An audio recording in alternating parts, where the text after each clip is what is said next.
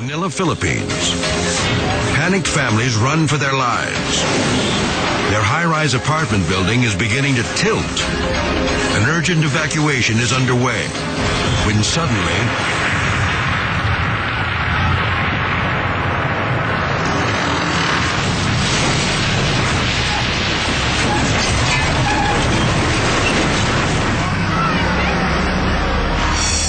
women and children are still running for safety when the foundation gives way. The building rips through power lines, threatening to ignite the entire neighborhood.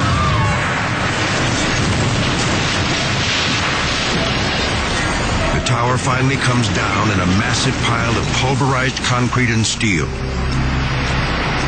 Hundreds are now homeless. Their possessions gone forever. Yet amazingly, no one is killed or even injured. Shoddy construction is blamed for the disaster. Criminal charges are filed against the building's owner. He's lucky they don't include murder.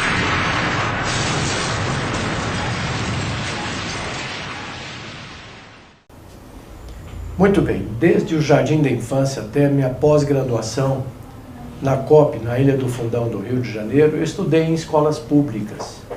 Eu me senti agora no dever de cidadão de poder devolver para a comunidade técnica o que eu aprendi, o que eu vi na minha experiência, pois nesses 44 anos de magistério na Universidade de Brasília e outros 10 na Faculdade de Engenharia e Esplan, e mais perto de 11 mil contratos e obras das quais eu fui responsável da técnica, achei por bem devolver um pouco dessa experiência, esse conhecimento para todos aqueles que pudessem me ouvir.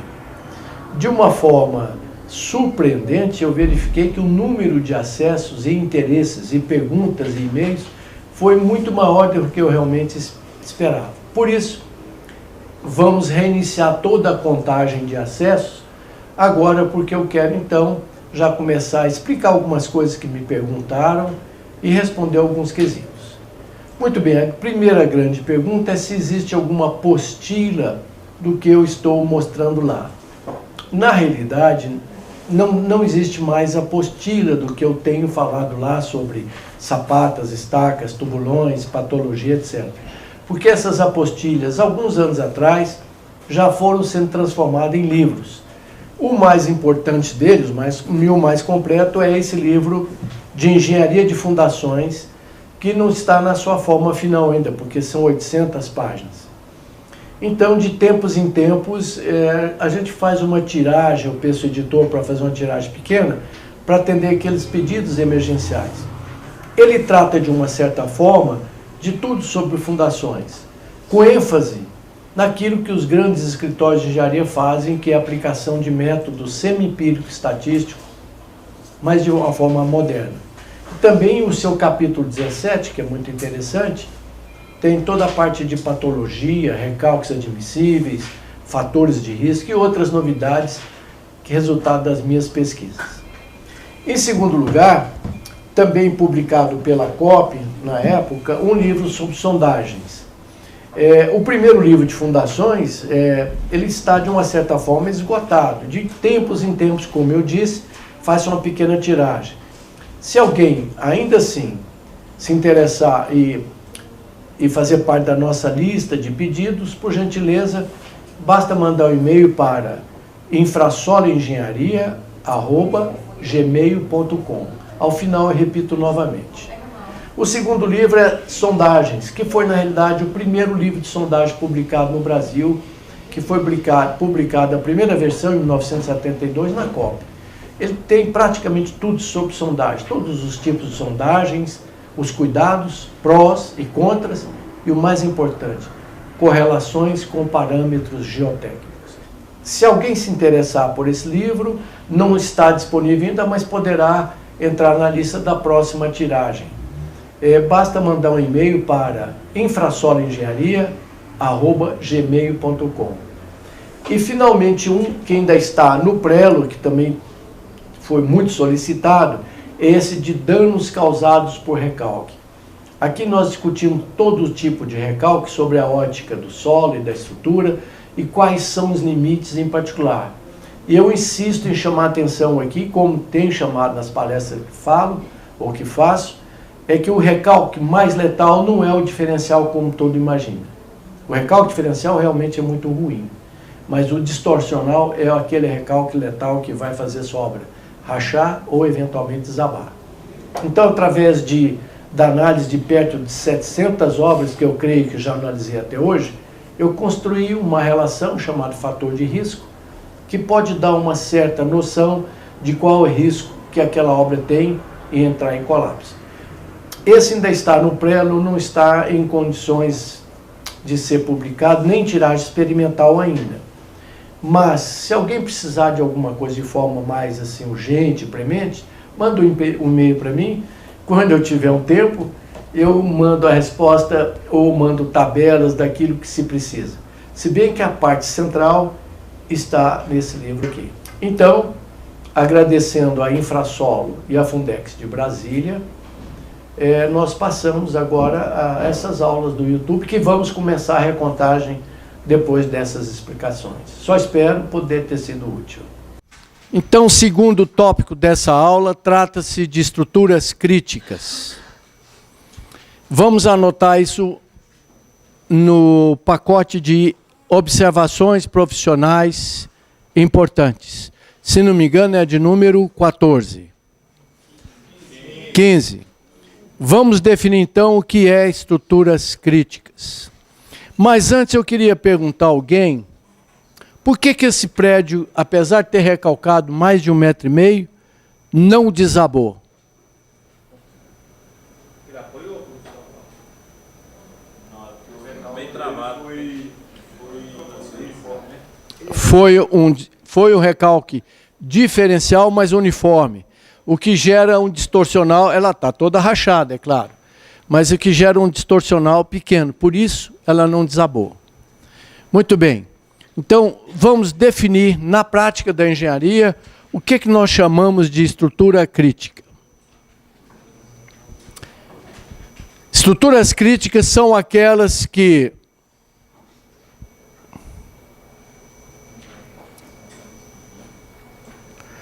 desabam sem muitos avisos prévios. Há realmente um aviso, mas só o profissional de patologia que às vezes percebe esse aviso.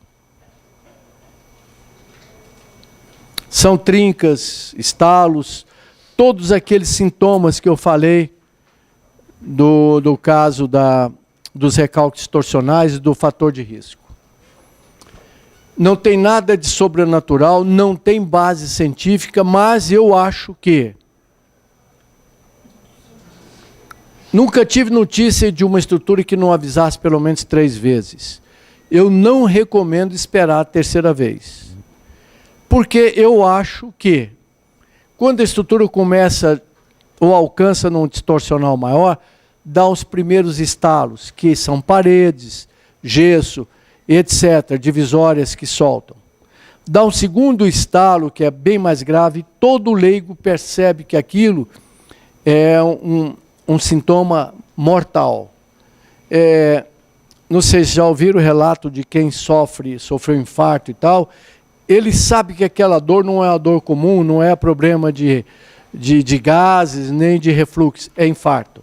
Então, o segundo estalo, normalmente, a comunidade já apavorada sente que aquilo é grave. O terceiro, normalmente, é letal.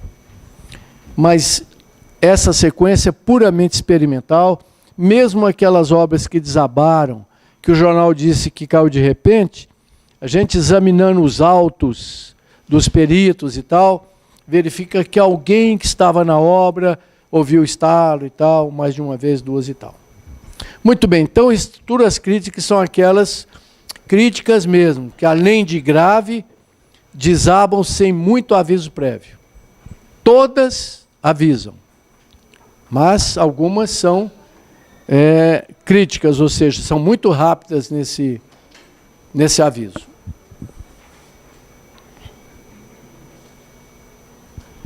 Aqui eu estou mostrando um conceito de patologia, que não vou me prender muito a isso, porque são os cursos que eu dou de patologia de estruturas. Mas o que está dizendo aqui, que é óbvio, né? Que o produto, a edificação ou a obra perde a sua função. E é causado, em geral, por planejamento, projeto, má execução, fabricação de material ruim e tal. E na área de fundações, tem um elemento fundamental que é falhas nas sondagens. Elas causam patologias de forma muito grave. Aqui mostrando que uma estatística das patologias mostra que, de uma maneira geral, 40% dos problemas estão no projeto mal feito, 28% da execução, etc, etc e tal. Né? Isso está mais ou menos mostrado no capítulo 17 do meu livro. Tem 2 alunos aqui fazendo um trabalho só sobre patologias. Então, eu vou descer a detalhes nesse trabalho deles, que vai ser uma excelente fonte de referência. Aqui eu acho que não precisa, isso é muita filosofia para o curso de fundações agora. Ele fala em vida útil de concreto ou de estrutura, mas em geral, os nossos edifícios são projetados para ter uma vida útil de 50 anos. Não quer dizer que ela vai cair com 50 anos, mas com o desenvolvimento da tecnologia, sistema lógico e tal, tubos, elevadores, vão ficar tão obsoletos que com 50 anos talvez fosse melhor demolir e fazer uma mais moderna. Esses são conceitos mais para a estrutura. Está aqui um construtor que eu admiro muito, que é o João de Barro, está vendo? Não fez curso de engenharia nem na UNB, nem Esplan, faz prédio de 4, 5 andares e nunca tive notícia que um desabasse.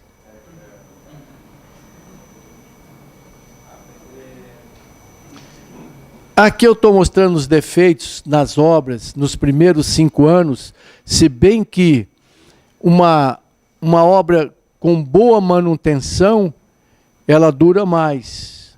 E que existia uma lei que o engenheiro teria que ser responsável por 5 anos. Essa lei está caindo.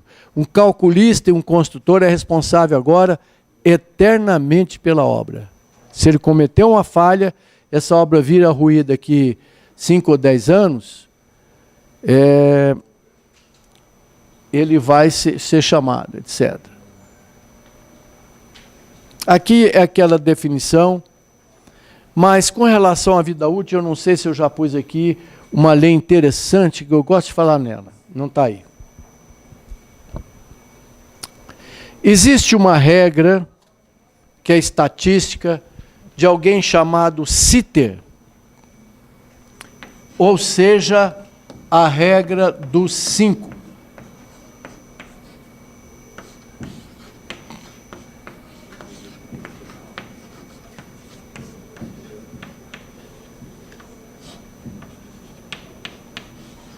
Regra dos 5. O que ele, analisando os vários problemas de patologia e envelhecimento de obras, chegou à conclusão de que você faz um projeto padrão de uma obra. Se você puder melhorar esse projeto, aumentando o recobrimento do concreto, especificando melhor o concreto, aumentando e fazendo sondagens completas, fazendo uma estimativa de recalque, impermeabilização, plano de manutenção, vamos supor que se você fizer esse projeto com esse adicional, vai custar aí, vai levar a obra, ou seja, para aumentar a espessura de recobrimento, para evitar a corrosão e tal, um valor, vamos supor aí, de R$5.000. Então, um projeto bem feito, melhor do que aquele que era bom, mas não era ótimo, você vai gastar R$5.000. Se por acaso você não fizer esse projeto bom, boas sondagens, boas fundações e tal, se o problema aparecer enquanto você estiver ainda praticamente na fase de projeto e começando a obra, você vai gastar 5 vezes mais do que isso. Vai gastar R$25.000 para corrigir aquilo que não estava no projeto. Se por acaso, durante a construção, mas antes dos 5 anos, que costuma dar quase todo o problema hidráulico, elétrico, etc., se você não tiver feito aquele projetinho que ia gastar uns 5 mil a mais, você vai gastar 125 mil reais para consertar ainda enquanto você estiver lá fazendo a obra. Se você entregar a obra e passar um certo tempo, para consertar essa obra depois que ela der problema na estrutura, nas fundações, você vai gastar R$ 625 reais ou mais, né? Aí você pode, dependendo do problema, gastar 2, 3 milhões, vai depreciar a obra. Lembra-se que eu falei que um reforço de fundações fica muito melhor do que nova. Porque além de você manter a velha, vamos supor que você tem uma fundação para 100 toneladas, eu ponho 2 novas para 100 toneladas. Então eu fico com 200, mais a velha que ainda ajuda. Mas o povão não acredita. O custo e o preço e o valor imobiliário vai lá para baixo. E geralmente a imprensa divulga. Então, prejudica a obra, desmoraliza o construtor. E saiba o senhor o seguinte, eu já disse isso, que na nossa engenharia do terceiro milênio, a soma dos quadrados do cateto não fecha com o quadrado da hipotenusa. Então não vai pensar que lá na obra 2 mais 2 vai dar 4, não. Então, é comum, e aquela máxima chinesa que eu acho fundamental, que só quebra prato quem carrega. Então vamos carregar com cuidado, mas se quebrar um prato ou 2, não sofre não, porque é da natureza humana e a engenharia não é ainda nada absoluto. Todo mundo vai ter um probleminha. Saiba tratar esse problema. O que eu estou falando, todo mundo sabe que é, faça check-up preventivo para morrer mais velho com boa saúde. Faça um projeto bem feito, que essa obra vai durar mais. E se você cometer falhas elementares de infiltrações e tal, você nunca sai da obra. Todo dia o seu cliente vai estar te chamando, olha, esse problema, a água não esquenta, o interruptor está subdimensionado em fiação. Então, é uma chateação. Eu sou perito, sou consultor técnico de grandes empresas. É uma chateação constante. Ele não consegue entregar a obra nunca. Sempre tem um problema. Mofo, infiltração, ácaros, porque a mulher passou mal, porque deu fungos, etc. Recalque, trinca, entendeu? E como eu já tenho experiência e já carreguei muito prato, certamente quebrei alguns, se bem que não sei se é por excesso de gelo ou medo, nunca tivemos problemas. Eu já fiz mais de 3 mil fundações, 11 mil obras, em geral, né? Sondagem, reforço e tal. Mas posso ter ainda. E por isso, se vocês um dia forem fiscais, né, peritos, etc., haja com maturidade. Ajam com maturidade. Sabe que engenharia não é preciso. Então não vai sair condenando o outro engenheiro, não, porque pode acontecer disso te pegar também. Tá bom? Então vá com experiência e haja com parcimônia. Em caso de dúvida, vamos sempre estar protegendo os nossos companheiros sem ser nocivo, mas com responsabilidade, porque os juízes não entendem nada disso. Então, é o perito que dá a base para o juiz julgar, e ajam com maturidade. Muito bem. Então, nós temos as tais estruturas críticas, que eu já defini, e lembre-se da regra do Sinter. Economizou no projeto, mesmo um projeto bom, ele pode te dar um prejuízo grande lá na frente.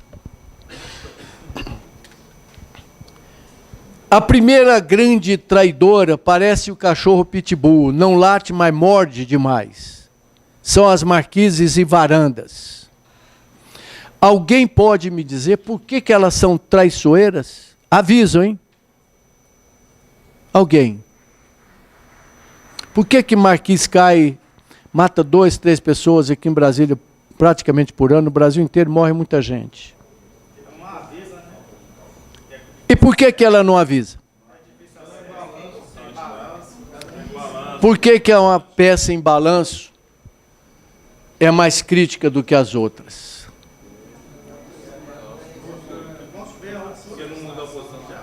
Por falta de apoio, por causa da ferragem positiva ou negativa? Negativa. Então, às vezes a bomba de concreto afunda, se vai passar com um carrinho de mão em cima, ela desce. e ela é engastada na estrutura, e ninguém sobe em cima para ver a trinca, ela avisa, olha, trinquei. Mas se olhar por baixo, você vai ver que a trinca não está só com cálcio ou eflorescência, não. Ela está manchadinha, cor de ferrugem. É sinal de que está indo embora o ferrinho negativo. É comum o pessoal fazer depósito em cima de marquise, botar piano de cauda ou biblioteca nas varandas. Ou às vezes a varanda nem era para ser fechada, fecham e sobrecarrega. Vai dar aquela trinca horrível na ligação ou de 45 graus. Muito bem. Às vezes a marquise ainda tem uma pequena platibandazinha e os dreninhos, e aquele dreninho super subdesenvolvido de 1 polegada. Não faça um dreno com menos de 50 centímetros. Põe ralo abacaxi, porque na época de seca, as folhas vão entupir o seu ralinho. Coloca ralo ou dreninho a cada 1,5 metro. Se não, se você fez uma platibanda de 20 centímetros, 20 centímetros de água empoçada ali dão 200 quilos por metro quadrado. Passou em muito a carga que a marquise tinha que suportar. Olha aqui, escola de engenharia, no sul do Brasil. Né? E o pior, morreram 3 rapazes aí de baixo. O que acontece? Quando chove, é quando todo mundo vai para debaixo da marquise esconder da chuva. Quando chove, o concreto fica mais pesado, empoça a água e ela te pega na chuva, que é um problema sério. Lembra-se aqui da W3?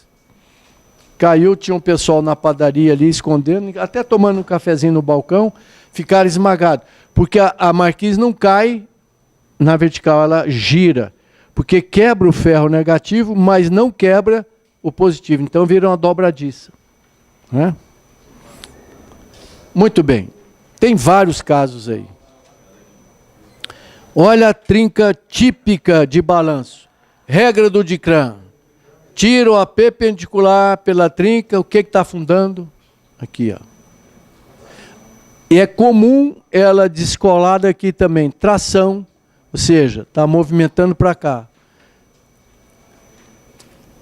Se der para colocar um pilar, é a melhor solução.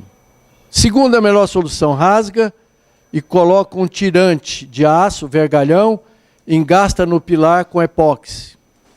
Terceira solução, rasga o piso, vai lá dentro da sala, grampeia com epóxi uma ferragem negativa. Mas é muito invasivo esse processo. Você vai ter que rasgar piso, não sei o que lá, tirar o morador, né? Tem que rasgar o piso e colar com epóxi uma série de ferragens negativas. Mas é possivelmente a única solução. E ela costuma cair de vez em quando, sabe? Aliás, de vez em sempre. Bom, voltando àquele primeiro slide, outra estrutura muito traiçoeira, castelos d'água e caixa d'água elevada. Por quê? Porque ela está em cima de um elemento muito perigoso, que são os pilares. Olha, caixa d'água é carga real, concreto mais água. Essa edificação, a carga nunca é real. Para ela ser real, toda a sala tinha que estar lotada, chovendo ou cheio d'água e tal. Então, as edificações em geral são mais amigáveis. A carga nunca é máxima. Aqui na caixa d'água não tem, é o coeficiente de segurança puro, peso da água mais concreto. Além dos vazamentos tradicionais, que é a tal corrosão. Né? Muito bem, voltando lá, tem uma outra estrutura traiçoeira, que são os taludes. Eu já falei nos empuxos, né? Lembram? É uma observação profissional. Aqui não é o pior caso, mas é um caso bem tradicional, viaduto da W3 Sul com W3 Norte. Num dia meio chuvoso, ele desabou. Apesar que tinha avisado, estava cheio de trinca aqui, olha. E não caiu antes porque estava protegido com asfalto, que não deixou entrar muita água. Trincou, a água entrou aqui e foi, então, diminuindo a resistência ao cisalhamento em particular a coesão. Desculpa. Qual é o componente da coesão que, quando satura, reduz muito, significativamente? A coesão, ela é composta de 3 componentes. Vou tossir de novo. Quais são mesmo? Coesão efetiva, poro-pressão está na tensão normal. Coesão efetiva, sucção. Então, saturou, ela perde sucção, perde resistência, escorre, caiu para cá. Aliás, fomos verificar, num talude, na cortina, tem que ter drenos. Repetindo, é vital a falta de drenos. De preferência, dreno de brita com geoteste na vertical. Se o talude for construído, compactado na horizontal ou inclinado para pegar essa água e tirar logo daqui. Por quê? A água, além de baixar a resistência, perde coesão, aumenta o peso. 2 fatores ruins. O peso aumenta o empuxo e a perda de resistência enfraquece, incapacita a cortina de resistir ao empuxo. Então, dreno e buzinote ou barbacãs, pequenininhos aqui, distribuídos. Envolve ele com geoteste para não entupir rápido e tira essa água daí. O que não tinha nesse caso. Depois nós fizemos vários drenos aqui com sonda rotativa. Fizemos drenos profundos, chamado DHP, para aliviar os outros. Mas pode passar lá, que você vai ver esse de cá inclinado, o de lá inclinado também, etc. Eu não gosto de passar muito perto desse talude aí, não. Muito bem, lembram-se daquela observação profissional? Num talude de 6 metros, segundo a minha experiência, eu já examinei 30 desabamentos, agora 31. A trinca letal, tinha outras trincas por aqui, mas essas não são graves. A letal está a 1/3 da altura ou 1/2. Então pode sair procurando a trinca que está entre 2 e 3 metros aqui, que ela é da cunha de ruptura. O que se faz, além de alertar, tirar o pessoal, é colmatar com a pasta de cimento urgentemente e medir. Ou seja, 6 litrinhos de cimento, 6 litrinhos de água, bate e enche a trinca para não deixar a água vir aqui. É o mesmo procedimento que se deve ter em quem mora perto de encosta. Dá uma volta na mata em cima, vê se tem trincas na coroa. Antes de escorregar e matar esse tanto de gente, verifica se tem trinca. Não é bem um assunto de fundações, mas são catástrofes no Brasil, né? Algumas recomendações simples. Pode até anotar. Observação profissional número, sei lá, acho que 17. Essa do talude, todo mundo já anotou que foram das primeiras, né? Vive soterrando funcionários em escavação de subsolos e valetas para águas pluviais, 5, 6 metros, de vez em quando fecha. E o pior, a cidade está sendo violentada urbanisticamente. Brasília vai acabar daqui a 10 anos, vai ficar inviável. E se vocês acham que engarrafamento é a pior coisa de uma cidade, não é, é a violência. Porque o dinheiro que estaria fazendo aí para desengarrafar uma cidade, fazer viaduto, tirar árvore para fazer ampliação de pista, para atender alguns incorporadores, está matando a nossa cidade. Imagine vocês, do jeito que vai essa cidade que foi construída e projetada para ser boa. Daqui a 10 anos, como é que nós vamos estar? Você vai conseguir estacionar aqui na escola? Se estacionar, você vai ser roubado, né? Então, também não tem nada a ver, mas é um dever de cidadão. Só temos uma saída única. Faz 20 e poucos anos que eu vi um workshop em Nova York sobre isso. Como destruir uma cidade? Eu estou vendo isso acontecer todo dia. Só tem uma saída, uma nova Brasília. 100 quilômetros aqui. Vou repetir, uma nova Brasília. Em 8 anos se faz freeway, metrô, lotia e vende, vai ficar milionário o governo, porque vai desapropriar por preço de terra nua e vai vender por preço de terra urbana. Vai ter obra para vocês para mais 50 anos e vamos preservar-as em 8 anos. Acaba de arrumar e vamos fazer a nova cidade. Nós precisamos de um mini JK, porque agora todo mundo sabe que funciona, né? Bom, voltando então à catástrofe nacional. Deslizamento de encostas. É 17. Deslizamento de encostas. 1.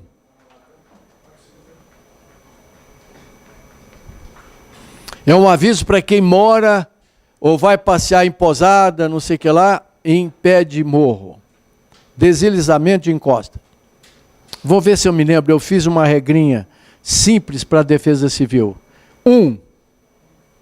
Verifique na coroa, ou seja, em cima, próxima da crista do morro, na mata, se existe trincas potenciais. Se está por aqui, a cidade está aqui, no sopé do morro, verifique se já existe o primeiro sintoma. É muito pouco provável, examinei vários casos, que ela desaba sem trincar, é quase impossível. Então, providências. Enche essa trinca igual no talude e meça. Se você vai escavar um subsolo no seu prédio, põe prumo, escava 3 metros, mede, o prumo está lá embaixo, seja, fez dentro de um tubulão. Verifica a inclinação. Lembram que naquela observação profissional, a cortina pode deslocar 0,4%, que costuma ser normal. Ou seja, num subsolo de 10 metros, ou seja, 3 andares, se ela deslocar 4 centímetros, não assusta não. E quando ela afasta do solo, o que diminui? O empuxo ativo. Ela diminui, pode até nem cair, tá certo? Muito bem. Então, verifique essa trinca e colmate urgentemente ela e meça. Na sua obra, recomendo cravar umas pontinhas de ferro no asfalto, ou no vizinho, ou na superfície horizontal a cada 2 metros, de vez em quando mede para ver se ela está afastando, além do prumo. Escavou 3 metros, mede o prumo. Se passar de 0,4%, ou tiver trincas abrindo por aqui, é bom escorar, porque você poderá soterrar uma pessoa. E nas argilas porosas do Brasil, a minha experiência mostra que uma pessoa sobrevive 1 hora enterrado até 1,5 m, 2 de terra. Depois disso, ele pode morrer. Então, cuidado. Segundo item 2. Verifica se na região já houve outros escorregamentos. Isso significa dizer que geneticamente existe uma propensão geológica, geotécnica, que vai fazer desabar o morro em cima do seu hotelzinho lá, enquanto você estiver tomando água de coco.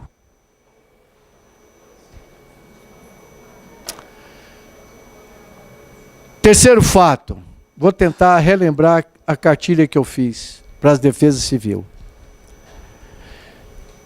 Dá uma olhada no talude da montanha e verifique se tem blocos de pedra, de rocha. Esse fenômeno vem do francês, chama-se debris flow. Debris flow. Muito letal. Esse é um super pitbull, que não respeita nem o patrão. Escoamento de blocos de rocha que vem junto com a lama, cria uma energia potencial violenta, arrebenta tudo. Casa, prédio e tal. Muitos prédios, na Santa Teresa do Rio de Janeiro, quebrou os pilares todos, foi uma tragédia muito grande de todos, né? Angra dos Reis, etc. Então, Se tiver blocos de pedra em cima, cuidado que vai virar uma bala de canhão de 1000 toneladas. Então, fique alerta. Fato 3. 4. Verifique se debaixo da camada de solo, da capa de solo mais fraca, existe uma mais resistente, que ela vai funcionar como um plano preferencial de cisalhamento.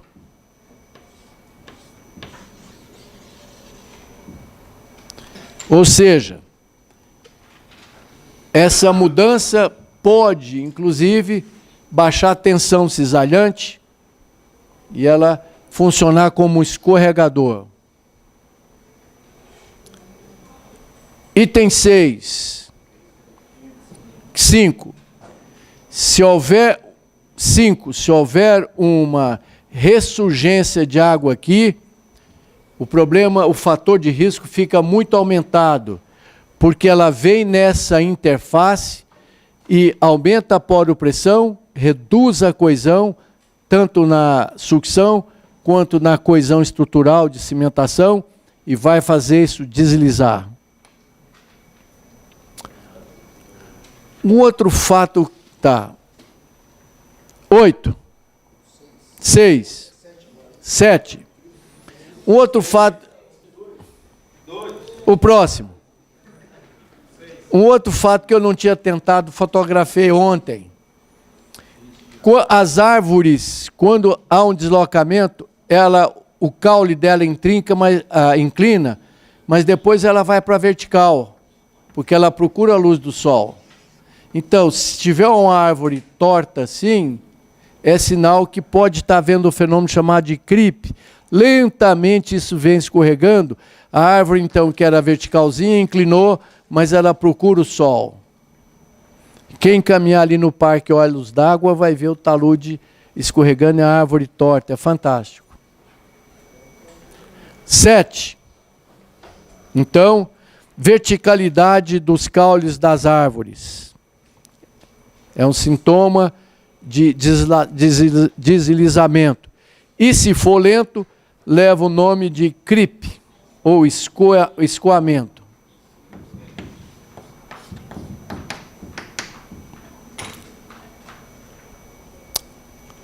Sete ou 8, eu não sei.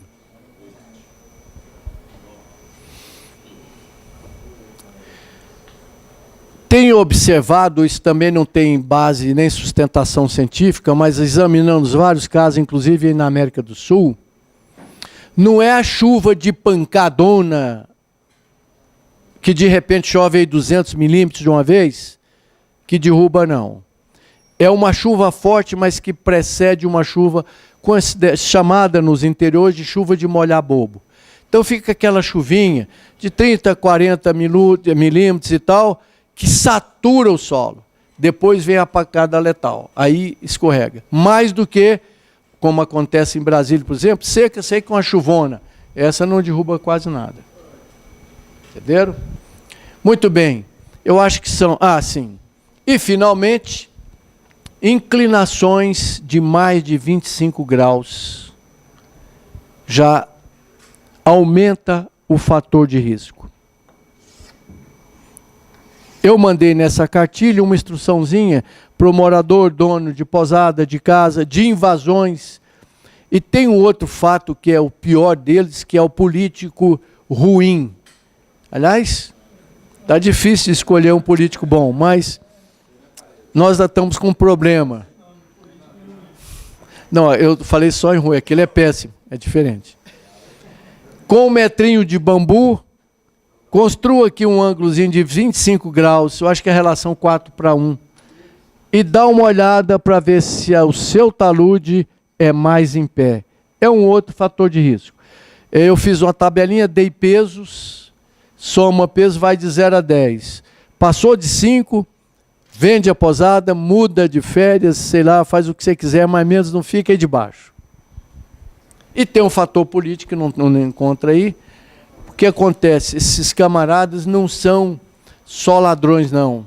Não estou falando com essa turma do Mensalão agora, não. O que eu acho, não sou político, não gosto, não leio, mas observa as coisas de muitos anos para cá. Eles roubaram muito menos do que se roubava anteriormente. Esses aí já roubam há muito tempo, é diferente. O que acontece? A imprensa foi liberada. Nisso o governo Lula teve uma vantagem. Antigamente se comprava a imprensa. Ele liberou a imprensa, agora a gente fica sabendo das coisas. Mas, com relação aos políticos, o político vai lá num assentamento criminoso, no lugar, ao invés de remover o pessoal daqui, sem famílias, etc., ele faz o contrário. Se eleito, eu vou assentar e regularizar esse assentamento. Mata aí 100 famílias, entendeu? Então, no lugar de retirar como é recomendável, ele assenta o pessoal, e isso tem matado muita gente, etc. E todo mundo conhece essa história, né? Muito bem, alguma dúvida até aqui? Essas eram informações que eu queria passar sobre catástrofes nacionais. Então, cuidado com os taludes, que eles são traiçoeiros. Porque apesar de avisar, pouca gente conhece esses sintomas. Olha aí. Esse aqui vale a pena, é uma história fantástica. Existe um hotel aqui em Brasília, setor hoteleiro. Para aqueles que estão me ouvindo fora, isso foi muito bom. Esse pessoal árabe não quis de jeito nenhum de fazer a cortina. 12 metros, 4 subsolos. Eu avisei o engenheiro, que era muito bom, trabalhava para esse grupo. Falei com ele, olha, observa as trincas. E aqui, então, não tinha nem espaço, o escritório dele estava aqui em cima, etc. Mas ele deixou uma partezinha sem cimentar, porque uma das coisas mais importantes é evitar a água. Então, vai fazer um talude, cimenta em cima, põe calha para não saturar o terreno. Não é? Muito bem, insistiram, fizemos as fundações, eu instrumentei isso daqui, fiz um relezinho com fio de freio de bicicleta. Toda vez que mexia aqui um pouquinho, tocava a sineta, uma sirenezinha, tirava todo mundo e eu ia lá examinar a abertura do talude. Fizemos as fundações no pé desse talude de 12 metros e saímos da obra. Eu recomendei de novo ao engenheiro que ele atendeu a recomendação. Olha a trinca, se aparecer a trinca tal, colmata, se ela abrir de novo, tira o pessoal. Mas do lado de cá, um outro hotel estava em construção e existia aqui uns cavaletezinhos, aqui nessa parte aqui, ou aqui mesmo, não me lembro mais, para evitar que automóveis e caminhões passassem muito sobre a crista, porque um outro problema elementar é que quando você vai escavar uma vala ou um subsolo, a retro tira a terra e põe em cima da superfície horizontal. Sobrecarrega, né, ruptura na certa. Tem que ser pelo menos mais do que a altura do talude, ou pelo menos mais do que 60%, fora da trinca letal. Não se empilhe em tijolo, nem barra de ferro, por mais apertado que seja o canteiro. Lembram-se da UNB, não é? O ano passado. Muito bem. Então, o que aconteceu? Um rapaz com um caminhão carregado de areia ia entregar areia no prédio vizinho, na obra vizinha, e tirou o cavalete e encostou de terra. O vigia daqui avisou, olha, senhor, você não pode fazer isso não, porque está perigoso, trincou. Ele falou, não, eu só vou ali pegar a autorização do porteiro para descarregar areia. Ele saiu do caminhão e foi lá e pegar a assinatura no romaneio. Hora que ele voltou, não tinha caminhão, mas nem escritório, né? Desceu tudo aqui para dentro, junto com o pessoal. Mas, por sorte, o engenheiro tinha tirado todo mundo. Mas qual foi a grande, apesar de todo esse mal, a grande vantagem dessa ruptura? Porque por aqui, assim, passavam 24 mil cabos de linha telefônica que alimentava a Câmara dos Deputados. Eles pararam de trabalhar, uns 10 dias, o Brasil cresceu vertiginosamente.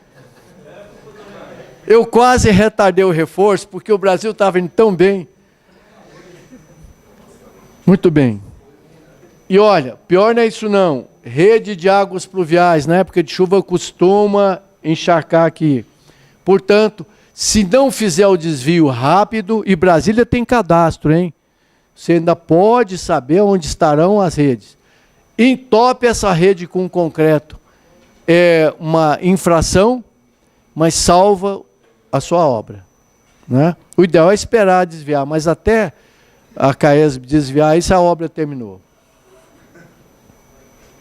Olha aí o NB, ficaram soterradas 3 pessoas aí, por uma série de pequenas falhas nesse sentido. E tem mais, hein? Cuidado ao se condenar, porque às vezes tem antiga fossa, sabe, nas obras velhas, aterro. Esses aterros são traiçoeiros. Vi de Banco Central que tinha um formigueiro, ficaram soterradas 7 pessoas. Alguma dúvida até aqui? Uma outra estrutura muito crítica são os pilaretes das fundações, também chamado de colarinho.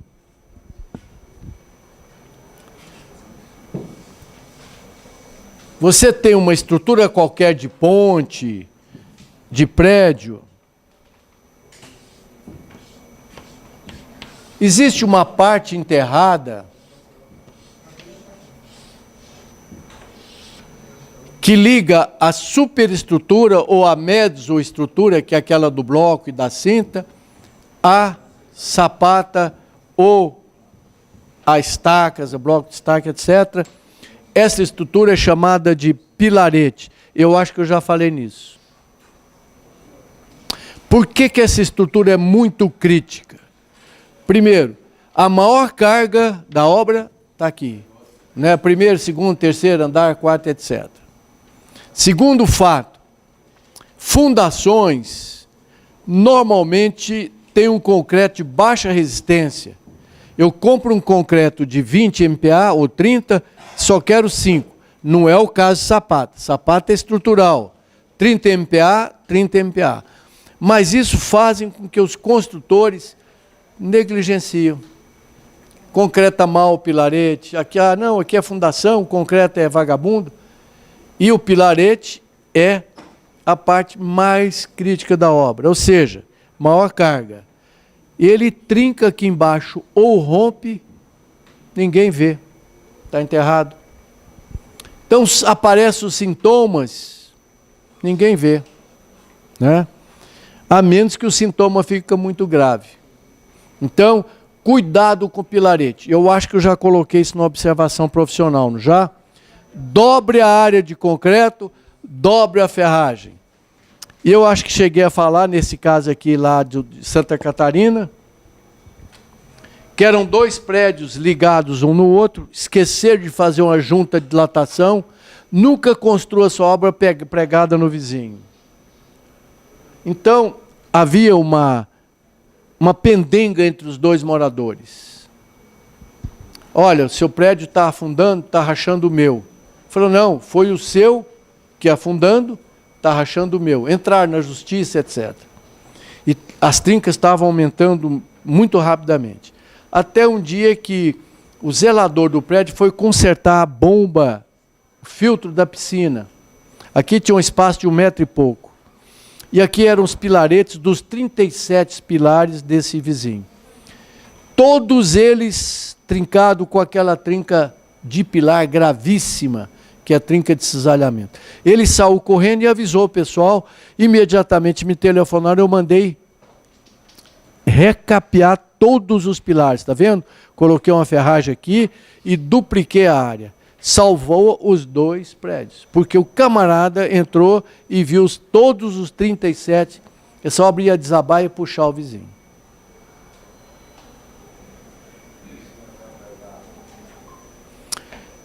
Também eu acho que falei nesse caso, né?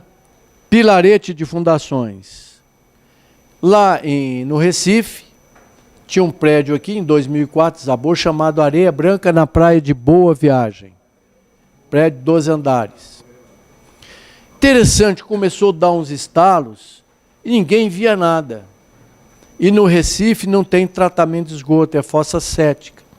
Então, toda aquela aquela água com sais, etc., com cloretos e tal, estavam nos pilaretes da sapata, que é 1 metro e pouco de profundidade. Decompôs o concreto e corroeu a ferragem. Deu um pequeno estalo, a metade dos moradores reunidos saíram do prédio. O síndico e a outra metade falou, olha, se sair do prédio, nós não sabemos bem o que é, a Defesa Civil já teve, bombeiro não viram nada. Esse estalo pode ser, sei lá, alguma coisa, e se sair o preço do prédio, ó, vai lá para baixo.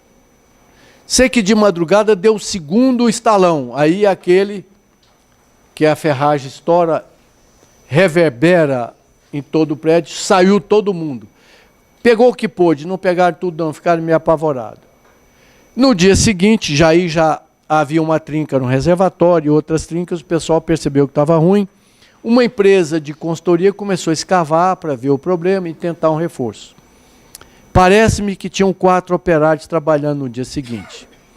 Aí o terceiro estalão, o prédio veio, um dos operários que estava aqui, saiu correndo. Aqui a pista da Boa Viagem é 2 mãos, né? Uma mão para cá e um canteirinho e outra para lá.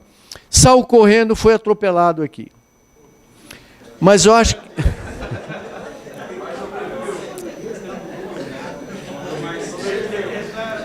Eu acho que foi uma Kombi, diz que foi uma Kombi, jogou ele na pista de cá, foi atropelado de novo pelo carro que veio. Mas foi o único que sobreviveu. Salvou, apesar de estar vivo até hoje. Olha aí. Impressionante. Olha, o prédio caiu na vertical. Nesse aspecto é melhor um prédio mal calculado por igual, sabe? Nada muito rígido, porque ele cai na vertical. Entenderam? Tanto é que esse aqui, olha aí, só quebrou um pouquinho do living do prédio vizinho, olha aí. Quase nada. Olha aí, a caixa d'água veio quebrando igual lá nas 2 torres, né? Ela veio descendo, veio quebrando, olha, empoeirou só os carros, que nem amassaram os carros aqui. Nem quebrou o vidro. Esse era um pilarete de um prédio de 10 andares, também numa costa marítima. Esse prédio não desabou, porque Deus realmente é o melhor amigo do concreto, né? Olha aí. 10 andares. O que aconteceu? Para reforçar essa obra já era um problema. Porque para lavar esse concreto aí, ele desmontava todinho. O que aconteceu foi aquilo, negligência, achando que pilarete de sapata é bobagem e tal, o concreto de fundações é muito fraco, olha aí. Não foi muito fácil, mas se fez aqui uma gaiola e depois foi concretado, e a tempo mais de 50 pilares, o pilar ficou e o prédio ficou em pé. Esse aqui em Brasília, houve um vazamento que colapsou o solo. Uma forma de salvar isso rapidinho é envolver ele com resina epóxi com areia, pó de quartzo. A gente faz uma espécie de um engessamento e deixa tubinhos cheios de cânulas. Injeta epóxi, uma epóxi líquida que tem menos viscosidade do que a água. Então ela entra naquelas trincas e consolida. Esse epóxi dá em meia hora 80 MPa. Os outros iam quebrando e a gente ia usando essa técnica. Fizemos isso. Depois grampeamos uma ferragem em volta, com epóxi, toda com epóxi. Aí já estaria, enquanto eu estou reforçando as fundações, o pilar já está salvo. Ainda assim, como a arquitetura permitia, nós fizemos uma nova ferragem e uma forminha de 10 centímetros e concretamos.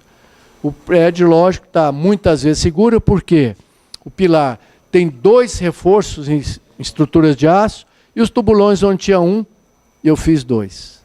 Então, na próxima aula eu termino essa mostra da tecnologia usada para recuperar pilares. Muito obrigado e até terça-feira.